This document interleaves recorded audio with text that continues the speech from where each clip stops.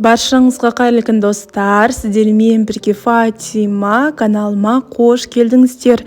Бүгін біз классический, ванильный, өте дәмді, хош иісті болып шығатын, әрі жасалу жолы өте оңай кексті сіздермен бірге жасайтын боламыз. Осы бір қамырдан бізде 20 штук кекс шығады. Қараңыздар, керемет болып шыққан. Ортасын бөліп көрсетейік. Ортасын бөлгенде де осындай болып шығады. Ал ендеше бірге жасауды бастайық. Ең алдымен бізге керегі 3 жұмыртқа. Жұмыртқамызды ыдысымызға салып, сосын 220 грамм шекерімізді қосамыз. Және де осындай бір пакет ішінде 8 грамм болады. Ванильный сахарымызды қосып, жақсылап тұрып миксерлаймыз. Бұл жерде біздің жұмыртқамыз 200 есеге көтерілуі қажет. Яғни жұмыртқаларыңыз ағарған кезде миксерді тоқтатсаңыздар болады. Мінекей біздің жұмыртқамыз осылай 200 есеге көтеріледі.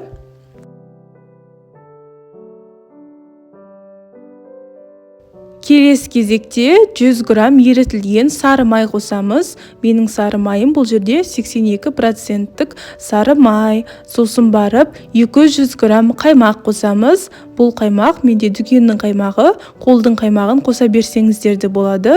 Бұл қаймақтың орнына 200 грамм сүт немесе айран қоссаңыздар да болады. Қаймақ пен сары майымызды қосып болған соң венчиктің көмегімен төменнен жоғарыға қарай араластырамыз.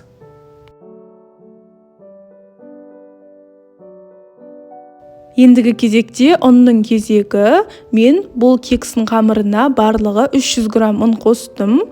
Ұнның осылай бір жартысын електен өткізіп болған соң, келесіде қопсытқыштың кезегі. Осындай бір пакеттің ішінде 18 грамм қопсытқыш болады. Осы 18 грамм қопсытқыштың бәрін қосамыз да венчиктің көмегімен араластырамыз. Осы кекстің толық құрамын видеоның астындағы описаниядан таба аласыздар. Осы менің YouTube каналымда басқа да керемет кекстердің рецептісі бар. Достар, мінекей мына шетте ұнның ең соңғы жартысын қосып жатырмыз. Осы кекстің қамырына мен барлығы 300 грамм ұн қостым. Маған осы 300 грамм ұн жеткілікті болды. Менің қамырым бір келкі болып шықты, қоюлау келген қамыр болып шықты. Сіздер өздеріңіздің қамырларыңызға қараңыздар. Қамырларыңыз сұйық болып жатқан жағдайда тағы да кішкене ұн қосып жіберіңіздер. Мына шетте менің қамырым бір келкі болу үшін осылай ары қарай миксердің көмегімен араластырдым. Миксер жоқ болса, венчиктің көмегімен араластыра берсеңіздер болады. Мінекей біздің қамырымыз дайын болды. Осындай қамырымыз воздушный, орташа қоюлықтағы қоймалжың болып шығуы керек. Достар, дәл осы кезде пештеріңізді 180 градусқа қыздырып қойыңыздар.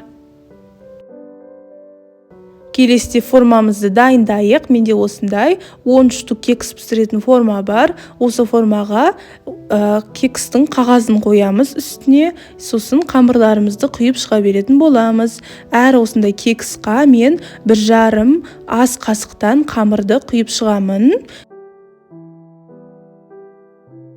Егер үйлеріңізде кекс пісіретін қағазы болмаса, онда осы форманы жақсылап тұрып майлаңыздар, сосын қамырларыңызды құйып шығыңыздар.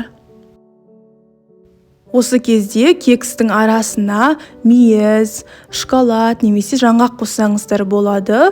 Ол өз қалауларыңызда. Қамырларымызды құйып болған соң, мына видеодағыдай қамырымызды үстелдің үстіне ұрамыз. Біздің қамырларымыз, яғни кекстеріміз бірдей болу үшін келесіде противеньге қатарынан осылай кекстерімізді қойып шығамыз. Достар, естеріңізде болса, біз пешті алдын ала 180 градусқа қыздырып қойған едік. Қыздыруды ұмытпаңыздар. Осы қамырымызды қызып тұрған пеште 180 градуста 20-25 минут аралығында пісіреміз. Мінекей, мына менің кексім 25 минуттың ішінде пісіп шықты. Кекстеріңіз осылай қызарып, көтеріліп, әдемі болып пісіп шығу керек. Қараңыздар. Кекстарымыз өте әдемі болып тұр. Бұл кексті шамамен жарты сағаттай суытып, дәмін татып көре берсеңіздер болады. Бұл қамырдан менде ровно 23 штук кекс шыққан. Кексіміз суымастан бұрын 2-3 штугын өзіміз үйдегілер болып дәмін татып көрдік. Өте дәмді, жұмсақ, хош иісті болып шыққан. Шынымды айтсам, өзіме қатты ұнады. Қараңыздар, біздің кексіміз қамырына, яғни қағазына жабыспай, оңай алынып жатыр. Кексіміздің асты да үсті де қызарып піскен. Ортасын бөліп көрсетейін. Ортасы осындай пісіп, керемет жұмсақ болып шыққан. Сіздер де осы кексті үйлеріңізге қонақтар келетін кезде немесе шайға тәтті нәрсе жегілеріңіз келген кезде пісірсеңіздер болады. Бұл кексті жасау өте оңай, тез дайын болады. Осы менің айтқаныммен жасайтын болсаңыздар, сіздерде де менің сияқты өте әдемі болып шығатын болады. Сіздермен бұған Фатима, каналыма тіркеліп, лайк басып, комментария жазуды ұмытпаңыздар.